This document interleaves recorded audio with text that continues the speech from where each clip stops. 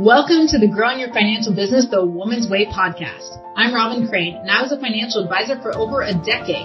But before that, I was a singer-songwriter. And now, even as a mom of three with a teenager, toddler, and a baby, I run a seven-figure business helping women in financial services grow their businesses and make a bigger impact.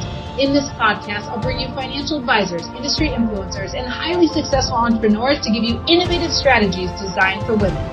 So get ready to learn how to get in front of the right people, get more ideal clients, and be able to grow your ideal business so you can live your ideal life.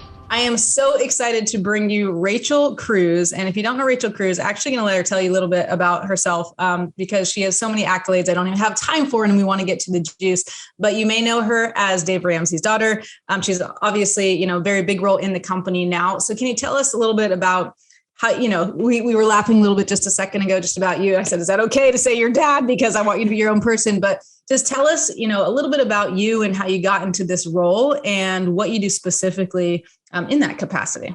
Yeah, absolutely. Well, thanks for having me. I appreciate it. My role as of today, I'm one of our Ramsey personalities, and that just encompasses a lot of writing, whether it's books, articles, a lot of speaking. I have my own podcast, my own YouTube show, and it's really just getting this message out to help people specifically with their money. I feel like that's what Ramsey Solutions is mostly known for. But really, it's this idea of helping people get in control, because money is a subject that carries, I think, a lot of guilt and a lot of shame, a lot of regrets, even some embarrassment. It's like the one part of life that follows you. I mean, every part of our life, I guess, follows us. But this follows you with not just the emotional aspect, but the numbers. Like you're like, okay, when I make a mistake, I see it like in my checking account, black and white in a number, and that's such a unique thing in our lives that not every role of our lives does that. And so to be able to go in and give people really a hope that their current situation doesn't have to be like that forever. And so whether it's budgeting or getting out of debt or investing for retirement, or long-term, or, whatever it may be, anything around personal finance is something I love. And I've been doing it for 12 years now. Obviously grew up as Dave Ramsey's daughter. So it's kind of been, I guess you could laugh and say it's in my blood. What was that like? I mean, were you always good at money, or was it kind of weird because you didn't really want to talk to my daughter? I mean, I feel like she's not that into personal growth. My husband and I were so into personal growth. We're so into business growth. And in some regards, I feel like she doesn't want us to talk too much about it, or, to make her do these things because God forbid, she has to follow in our footsteps. So there's a little bit of this, like, I don't want to be like you, even though she also appreciates it in some way. She's 14, not my 1.5-year-old. She doesn't know how to fight back yet. Oh, she's a little feisty though. But what was it like? Yeah. Growing up in that environment, was it inspiring, or was it a little bit like, I want to, kind of go my own path? Yeah. I'll give a lot of props to mom and dad. I mean, I think, I was born the year they filed for bankruptcy. So a lot of the understanding how money works after the fact, I mean, I was young, and they really stayed this consistent route with us, like dad's job and all of that. I mean, obviously I laugh because I'm like, we were never given an allowance. We were always on commission. So you work, you get paid. You don't work, you don't get paid. You had to give, save, and spend all the money you earn. So there were definitely nuances of my childhood that revolved around money, but just only to the extent that anyone would want to help teach their kids about money. But really his world in that vein was not really brought home very often. I always enjoyed traveling and speaking with him early on. So I had an element of my own life that was kind of involved just because I enjoyed it and I thought it was fun. How old were you when you first had your first speaking engagement? 15. Wow, that's cool. Yeah. You talked about money? I remember even going to college, and somehow something was brought up about Dave Ramsey, and I just casually was like, "Oh yeah, that's my dad." And it was like, "Wait, what?" And I was like, "Wait, what? What? I don't know. What? Like it didn't register, because I think they just kept everything just like a normal childhood. So again, I give credit to them on many fronts for that. You mean you didn't really realize how big he was and how it was like, right. Oh yeah. No, I mean, even though I was traveling and going to these arenas, on weekends with him to speak, that's what all dads do. It still didn't register, because you'd go back home, and I was in middle school and high school with friends that I had grown up with that I just knew, and they didn't think it was a big deal. It just, yeah. So it was unique in that way. But I do think for me, understanding that I had a certain level of passion and these gifts and all these things really early on. I'm so grateful for. I really do see that as such a blessing. So that way, after college, I realized, okay, I love this message. It helps people. I want to help people. I enjoy things, whether it's speaking on a stage or being in front of a camera. Like this gives me energy. So I want to put it together. And again, that was 12 years ago. So fast forward to today, I'm married with 3 kids, still trying to figure out what's going on. Yeah, right. I hear you. I have 3 as well. How old are your kids? 6, 4, and just turned 2. And are you doing money stuff with them already? I'm assuming you probably do. My oldest, who's 6, she automatically, I think there's some kids naturally that are bent this way. They naturally are like, okay, I want to make money because I know money equals I can buy stuff. They make this connection pretty early. And my oldest is definitely that. I mean, she is negotiating chores and how much I'm paying per chore and everything. And I'm like, Amelia, because she wants to spend. I mean, it's all about and right now they're that young. So I'm just trying to engage that subject that money equals work. So if you want money, you've got to do something to earn it, right? Just trying to, those little things, and then letting them go to Target or wherever it is and they can buy something. It's those small connections. And then obviously as they get older, it's still a little bit more structure around it. But as of now, she just wants to, she thinks if she sweeps for 3 minutes, she should get $5. I was like, girlfriend, I don't know where you're working, but she's going for the modeling thing or the acting thing, right? No, I was really into this. Actually, I created something called money parenting. So when I first was a financial advisor, I kind of had an in with parents of young kids. And so I went and at first I spoke about 529 plans thinking, oh, let me talk about what they think they want, college funding and all that stuff. And then at the time I had a coach and he was really great at helping me with sales in a way that wasn't salesy. So in a way that was really like understanding what they really wanted, understanding what was holding them back and their real problems. And what I realized was that these parents, like all they cared about was making sure their kids were okay, right? Giving them opportunities. And then moms, of course, had all the guilt and if there's overspending. And I was living in the Silicon Valley, so they're making good money, but spending even better money, right? So a lot of them were in debt and feeling very guilty about the way they were with money. And I kind of made this connection. Well, if what's motivating them is to raise financially responsible kids and not just necessarily, putting money in the 529 or putting money in their retirement, because they actually wanted to pay for their kids' college more than they wanted to pay for their own retirement. And so I created this idea of money parenting, how to raise financially responsible kids, and by leading by example. And so then I did all this money coaching. And when I would do this money coaching, like that would kind of be my hook was money parenting. But when I would go and speak, they wanted to know how much to pay for allowance. And they wanted to know, like, what do I do with my kids? And what do I tell them? And so I created all these little things because even though I was like, you just have to be good with money and it's more about your mindset and your behaviors and all this stuff, that's not exactly what they wanted to hear. So I did a kind of a combination. And so I used to have something called a goal thermometer where I'd have like the kids go through and say, okay, here's the toy or whatever that I want. And there was like a high end goal and a mid and then a low goal. And then they could get to that first goal. And if they wanted immediate gratification, if they hit 5 points or something, then they could go buy that first toy, which happened with my daughter at the time. She was like 3. And then she would just like, I want that, gumball or whatever. My kid now is like totally obsessed with gumballs. But, and then they would have to start over, right? The goal thermometer. And then they might get that mid one, or maybe they'll wait for that Barbie house or whatever. And so I did some of that stuff. And then we used to also call it, what was it? I think it was a shopping discovery trip where I would take my phone, we'd go to the store.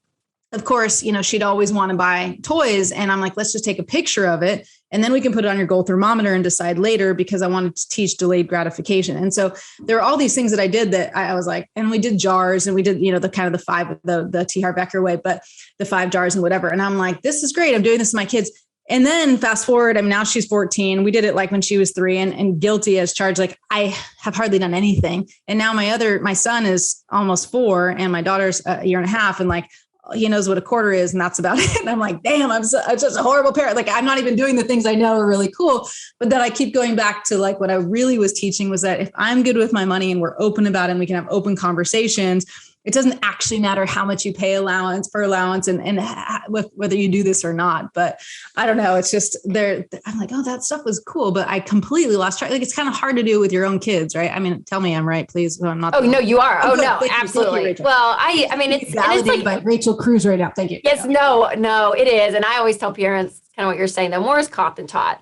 And the idea to open up that door of communication with your kids, because money is a topic that they're going to have to deal with basically every stage of life. Like there's a point, right? And so these topics that can be intimidating, can be scary, / have no idea what I'm doing, or in a lot of our culture today, find my validation and my identity in how much I have or what kind of stuff I have. Like there's just so many elements to it. And I think as a parent, just to say, hey, I'm not perfect. Like mom screws up all the time. Like I went online last week because I was bored and bought 3 shirts I didn't need, but I did it purely out of boredom. And I teach people, don't do that. Don't go retail therapy shopping. And, so I think opening that pathway for them to say, number one, I'm not perfect either as your mom with money, but hey, I am intentional. And here's the things I'm going to be doing. And because you're my kid, you're naturally going to reap the consequences and the blessings of that because you're part of our household. And so it is. And I laugh because I tell people,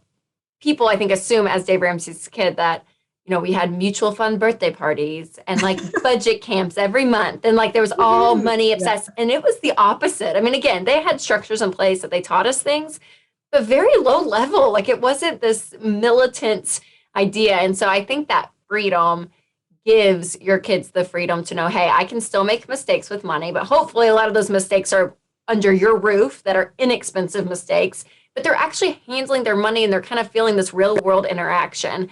I think those are the best gifts to teach our kids. But no, I laugh. I have those 3 and I'm like, my youngest Charles, he's just turned 2. And I'm like, I swear the kid has had like 3 books read to him his entire life. Like with Amelia, I read like 3 books a day. I was like, nap Third time. kid. I know. I'm like, sorry, Charles. I mean, I think you're going to be great. But you just play that Kelly Clarkson song, "What doesn't kill you makes you stronger." That's exactly right. Fine. I know. They'll be fine. They're going to be fine. Yeah. I mean, I think it's important, I think, as parents, but I think it's as important also as people just to forgive ourselves. I'm sure you're familiar with Mel Robbins, and I'm reading the high five habit right now. And she talks about high fiving yourself in the mirror and all about how like loving yourself. And I'm like, this is really cool to give to my kids. And so, today's my first day doing it. I'm high fiving myself. And every time I high five myself in the mirror, she's right. I'm like, I make a goofy face. Like I'm happy. I'm like, yeah, like I'm a dork. This is perfect. And then I had it with my kid, like just having them love themselves is and a lot of grace. Important. Yes. A lot of grace. Yep. Absolutely. So let's turn this a little bit to how can the advisors listening and the insurance professionals and women listening, how can they use the same type of strategies that you're teaching with people around their money and even teaching kids? Like how can they use that to help their clients and even maybe just to help them grow their business? Because I think what's surprising sometimes about people in finance is that they're not necessarily great with their own money, right? Even though we know, but if they're not winning in business, they're not making enough to even like pay as much to themselves as they want. And so how do you get to that point as a business owner where you might not be making the money? This whole podcast is really about growing your financial business the woman's way, like so you can make more money, but a lot of mindset is entailed in all that and so important. So what would you suggest to these women who are either they could be struggling in business, they could be kind of just like coasting, or they could be just killing it, but that's a lot to ask you. But what kind of advice would you give just to these people, these women trying to grow their business around like from your background? Because you got so much to offer.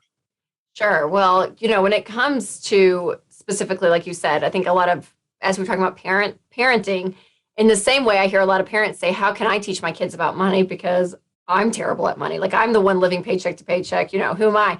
And I'm like, you're their parent. You can do this. Like, it doesn't matter. Obviously, like what you've done in the past, you still have an opportunity to change. And I would give that same encouragement to any woman listening who has some avenue in the financial realm, but you're thinking, golly, who am I? It's like that imposter syndrome, right? Like, who am I that I'm sitting down with people talking about their money and I feel like I'm struggling with it. So with anyone, when it comes to change, it's going to be difficult. And I think the idea that you have to realize if I'm not happy personally with where I am today financially, I'm going to have to change what I've been doing. That definition of insanity of doing the same thing over and over again and expecting a different result is insanity. And so you're going to have to change the way that you've been handling your own money. And that change brings a lot of friction. It brings a lot of being very uncomfortable. Nobody likes change. Even my kids, I laugh because I switched their car seats the other day as I was cleaning out our car, and I switched the 2-year-olds and the 4-year-olds on opposite ends. And we got in to go to preschool, and you would have thought I was like torturing my 4-year-old because she did not want to sit on that side of the van. She was like, Mom, this is not my window. I can't see you how I usually see you, and I don't like it. Like, I mean, she was just flipping out, and I thought, even at 4 years old, she hates change because it's uncomfortable. It's not what she's used to. So just know when you start to change the way you're handling your money day in and day out, and it's different than what you've been doing, you're going to feel friction. But you have the hope that what you're changing to is better and your results are going to be better. And so, I mean, everything we teach at Ramsey Solutions about being intentional, right? Doing that zero-based budget and how crucial it is to know where your money's going, to get out of debt. And when you don't have payments, you actually have money at the end of the month to be able to invest, right? Or to be able to give or to spend. You actually have margin. So getting out of debt, I think even just having a safety net. This is something that was proven tried and true in 2020 when a lot of people didn't and industries were completely taken out and people were losing their jobs. Just to have that level of safety with just some money. And again, this is liquid. This is like a money market account, nothing fancy in an investment, but just having 3 to 6 months of expenses there. And honestly, it's amazing. Just those couple of things give you such peace of mind, such margin, and such control over your money. When you don't owe anyone anything and you have actually cash saved in the bank, what that does is unbelievable. And then we step into the investing, which again, a lot of the women listening are part of that world, which is just incredible. So I would say all of that in a personal sense. And then I would say, money, like we said earlier, it's kind of this black and white thing. Like it's a number, like there's a value attached to your past decisions, where you're going. I mean, there's this number. I don't have a number as how good of a mom I am or how great of a wife I am. Like there's not a number to that. But money, there's a level of identity there. And so I would say just to remember the people you're sitting down with, whether it's in an insurance, avenue or an investment, but it's people. They're people and they have stories, they have hardship, they have excitement going on, they have tragedy. I mean, they have the gamut. And so what you don't want to lose focus on is just looking at those numbers, but actually looking at the people, because who you're helping in the avenue that you've chosen for a career as you're listening to this podcast is an incredible one. I'm like, you get to help and change and solidify so many families out there. And in that's what I see in my work is that you change family trees. Like you are literally sitting down with someone to say, hey, I want to get you to a process where your money doesn't control you. And you actually have a future. You can actually retire. You can actually do these things as you're looking. Or whether it's insurance and it's like, hey, I want to set you up well. So when something bad happens in life, because we all know it is, it's not if something bad's going to happen, it's when, we're going to protect you and we're going to put some really wise things in your life to be able to do that, right? Like these are wonderful things that are helping people. But I think so easily we can get caught up in the numbers or just the product or the thing and forget the people on the other side. And so that's what I always shoot for. I have, even in my line of work, I have we call her Emily. And she's like just the average Rachel Cruze show listener. We know where she shops. We know what TV shows she likes. We know how many kids she has. And we have this, I mean, it's not a real person, but it's Google image or something of this girl, right? Yeah. But anytime I'm doing anything, I'm always like, okay, what does Emily want? What does she need? Yeah. And you're focused again on that person and being able to help them versus being stuck in the numbers. And again, the financial industry, I think it's one that we can easily get caught in that. And so just remembering the people and that you care. And that you're there to help them. I love that. So I have a kind of I'm a little scared to ask this question. So I know I should, if I'm scared to ask it, I'm like, is this a little too contrarian here? But I do want to ask you about debt. Okay. Cause you mentioned debt and I was still thinking about it because you talked about getting out of debt. I know that's kind of a big, Dave Ramsey thing, like get out of debt. And as a business owner, I find a hard time with that, right? Because look back, I first started as a financial advisor and you talk about imposter syndrome. I mean, I felt like the biggest imposter, total fraud, because I was not making enough money to pay my bills. And so then I was going in debt.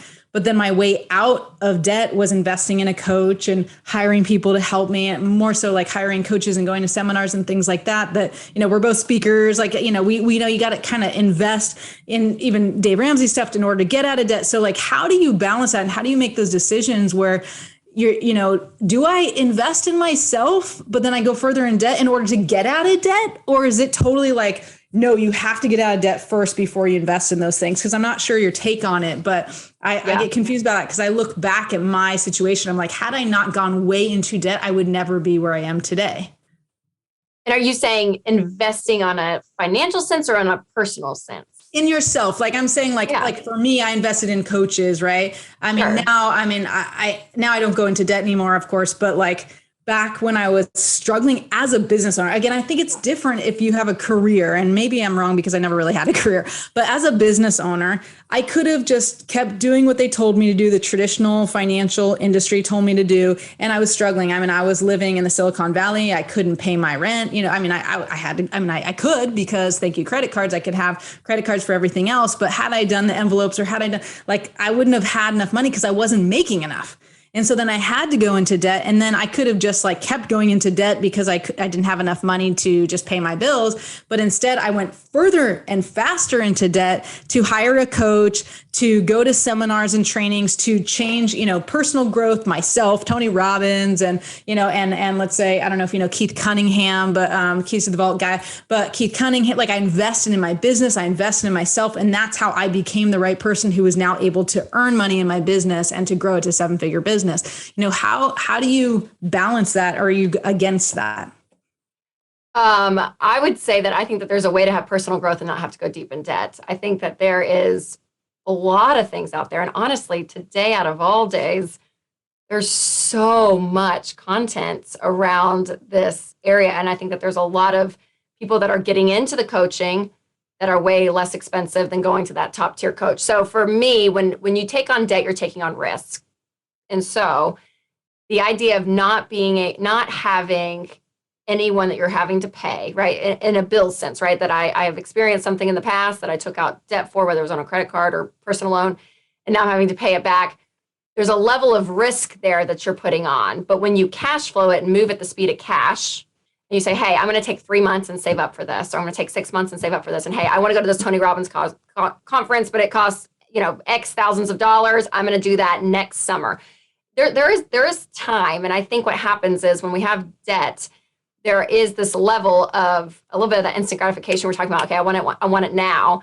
And so everything that you're talking about, I really do believe that you can achieve and that you can find people, whether it's coaches or conferences or books or online seminars, webinars, these things that you don't have to go deep in debt to learn. Because here's the deal too. It's not just the knowledge you're taking, it's actually the action. And when you have the grit to be able to say, hey, those things didn't change you. Your decisions, what you did day in and day out, that was the results. And yes, you learned a lot, absolutely.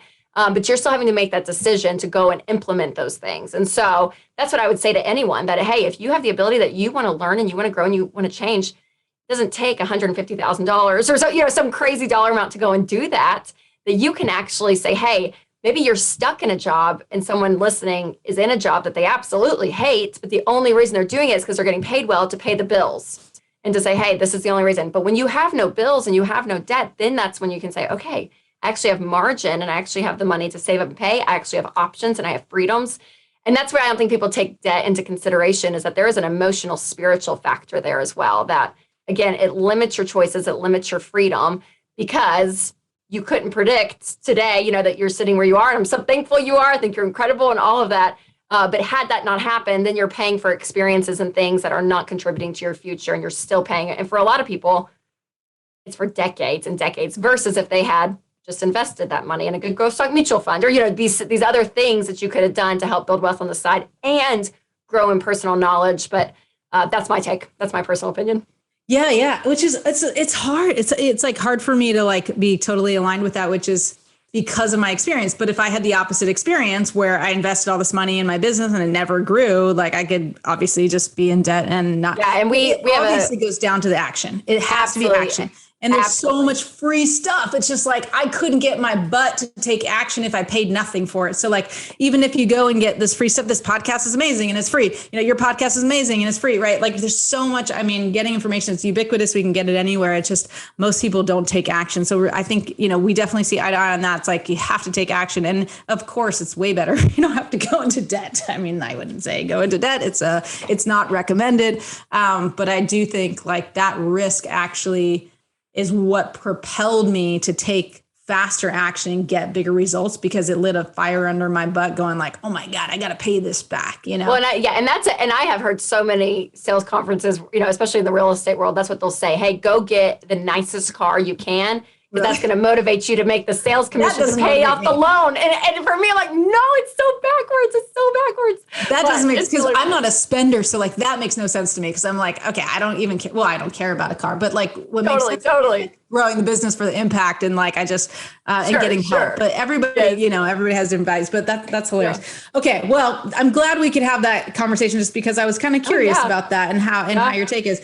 And I figured I would ask. So tell them where to find you. I know you have a very tight schedule. So tell them where to find you. Tell them what best way to get your awesomeness, and then we'll send you on your way. No, you're great. Yeah. So I'm anywhere, whether it's social media, rachelcruze.com, and the Rachel Cruze Show's on YouTube and podcasts, and my books are anywhere books are sold, they should be there. My newest one, Know Yourself, Know Your Money, came out in January. And it's all about understanding why we handle money the way we do. So it's a lot of the motivations, not just the dollars and cents, if you will, but really unpacking whether it's childhood or natural personality decisions or whatever it may be that ties into us actually handling our money. And so how many books do you have now? I didn't say that would be my fourth. Your fourth book. Nice. Yes. Awesome. Yeah. Okay. So check it out. I can see in the background here, if you're watching on YouTube, Know Yourself, Know Your Money. That way I can read it and not mess it up. We got one more minute. Anything else you'd like to share or like to add? I would just encourage, all the women listening. And if you're a man out there and you stumbled on this podcast, you're allowed to listen to take the advice too, I guess. So glad you're here. Yes. But yeah, just to, that there's, again, this level, which I think but there's just a level of intentionality, and whether, again, it's on your personal side or your business side, but just to know your past, what has happened, it does not define who you are, and you get to make decisions today with your money to be different, and you get to make decisions today in your business to do things even different. So having that person in front of you that you're talking to in your business and know that, man, they have a story and that you're helping truly help change their life in so many ways and so many aspects. It's just amazing. Yeah. And as you show up with your money, you will show up better to your clients as well and be the example, just like you will for your kids as well. Yep. Well, thank you so much, Rachel Cruze, for joining me. It's so great to have you. And those of you listening, we will see you next time on Growing Your Financial Business the Woman's Way. Bye-bye. Are you getting all the quality prospects on your calendar that you'd like? If not, join us in the Appointment Generator Challenge. Go to femalefinancialadvisors.com and register for free. We guarantee you'll get 5 quality appointments in 5 days if you follow this system, and you can do it from online. You don't even have to pick up the phone. Whether you're just starting, whether you've been in the industry 3 to 5 years, or even 30 years, this challenge will be perfect for you. Check it out, femalefinancialadvisors.com, and register for absolutely free. Can't wait to see you there.